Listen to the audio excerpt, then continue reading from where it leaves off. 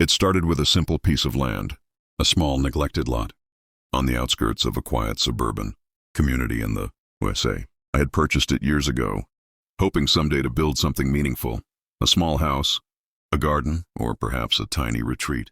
But what I didn't realize at the time was that this land would become the battleground for a war I never wanted. Karen, the HOA president and known neighborhood troublemaker, had her eye on that land from the moment I bought it.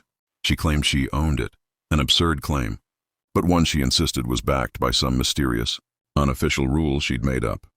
She would show up unannounced, criticizing my plans, spreading rumors, and demanding I sell or give her the land. Her obsession was strange, bordering on dangerous. For months I ignored her. I kept my head down, focused on my future plans, and documented everything. I hired surveyors, obtained permits, and made sure every detail was within legal bounds. I was cautious, knowing she was unpredictable and that her influence over the HOA was strong, but I refused to let her bully me into giving up what I rightfully owned. Then things took a dark turn. Karen filed a series of fake complaints with local authorities, claiming I was illegally developing the land. She claimed I was building without permits, violating zoning laws, and even that I was endangering the neighborhood's safety. Her accusations were baseless, but they carried weight because of her influence. I responded by gathering irrefutable evidence, permits, official documents, and expert reports confirming I was in full compliance. I also reached out to a local lawyer, experienced in property disputes and HOA conflicts. The lawyer confirmed that Karen's claims were false and that I had every right to develop my land. But Karen wasn't done. She escalated her tactics. She contacted law enforcement, filed false reports, and even attempted to bribe officials to seize my property.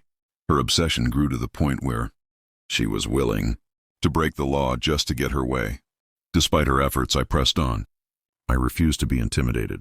I increased security around my land, hired legal counsel, and prepared for the battle ahead. I knew that Karen's true goal wasn't just land. She wanted control, power, and to humiliate me. And then the unimaginable happened.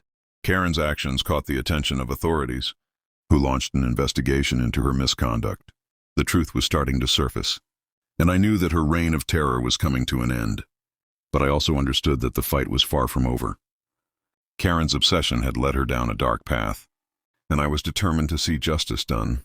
This was just the beginning of a story that would shake the community, expose corruption, and ultimately lead to her downfall.